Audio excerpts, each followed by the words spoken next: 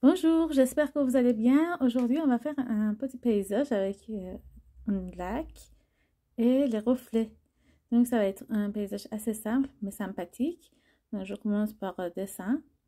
Donc, je vais d'abord mettre mon ligne d'horizon, après la petite île en sable, et après, je vais un petit peu juste mettre quelques repères pour moi, pour les arbres, et pas plus que ça. En fait, la photo va me servir juste pour une petite idée pour commencer. Et après, je vais un petit peu regarder pour trouver les lumières et l'ombre, mais pas plus que ça.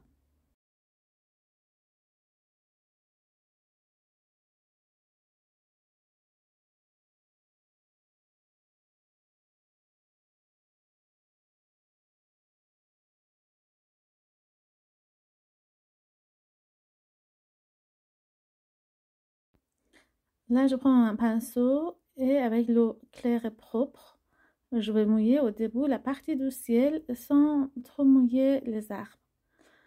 Alors, quand même, vous allez voir, je vais faire le ciel, mais pas avoir les bords très définis entre le ciel et l'arbre non plus. Ici, je vais utiliser le bleu de cobalt. Je trouve ce qui donne beaucoup de légèreté, ça commence par notre ciel, pour laisser les blancs un petit peu. Ce qui donne à la fois la légèreté, à la fois on va aussi garder un peu le même type de blanc dans la partie du lac.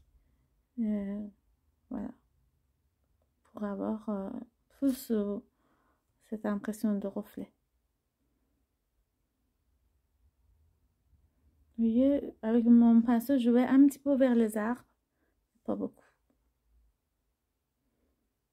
pour ne pas avoir... en fait, dans une peinture, c'est bien de ne pas avoir une partie séparée par rapport aux autres. C'est un ensemble.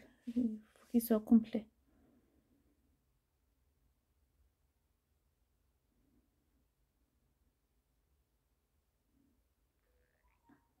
Donc, je vais déposer mes premiers reflets.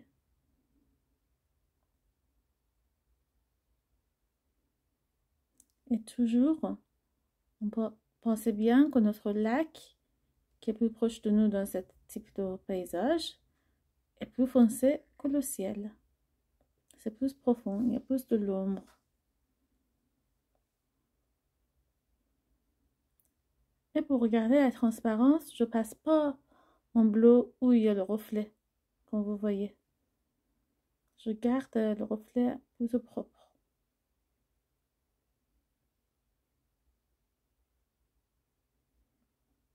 Mais ce que je veux dire, vous voyez, je passe, mais pas avec mon bleu plus dense.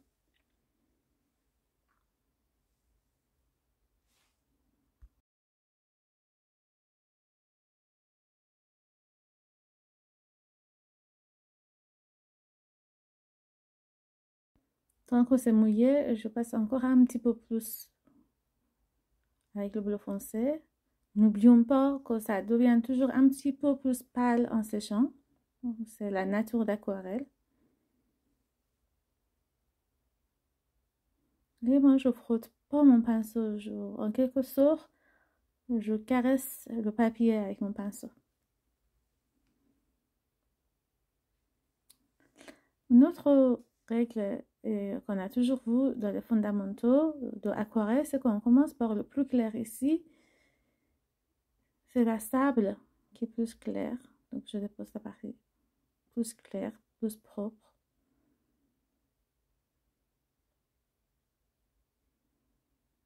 Et puis, je vais commencer pour la partie des arbres. Au début, c'est pas important de regarder les détails. On va voir un ensemble des silhouettes des arbres qui sont à l'horizon.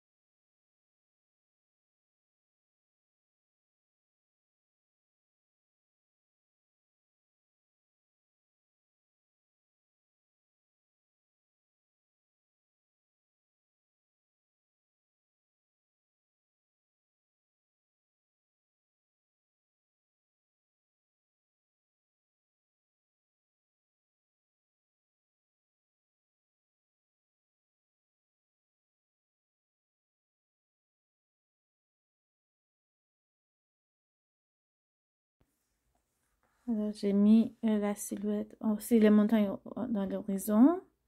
Et je vais venir mettre des reflets des arbres dans le lac. Vous voyez, au début, quand j'ai commencé de faire le lac, j'ai mis quelques lignes principales qui m'ont donné le mouvement de l'eau. Et évidemment, chaque fois que j'ai envie de faire le reflet, je vais faire les mêmes mouvements que les vagues. Comme ça, il y a une cohérence des lignes.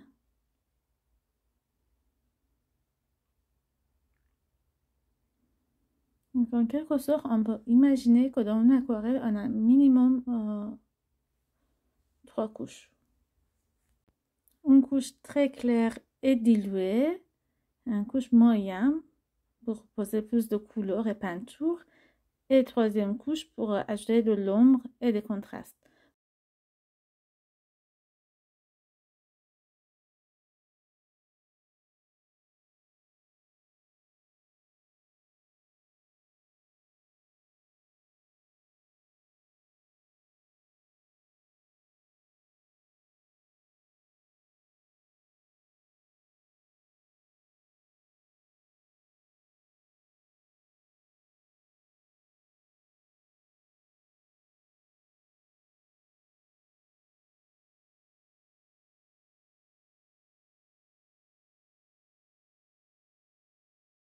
À partir de maintenant, je vais ajouter les détails pour ajouter des éléments et mettre en forme les choses. La seule chose importante, c'est que chaque couche doit être complètement sec avant de travailler. Sinon, ça marche pas et les couleurs vont mélanger avec la couche qui était déjà faite et ça va créer une couleur plutôt boueuse. Ça va être pas si joli le résultat. Donc pour avoir le résultat avec la technique de glacis, il faut absolument que chaque couche soit bien sec.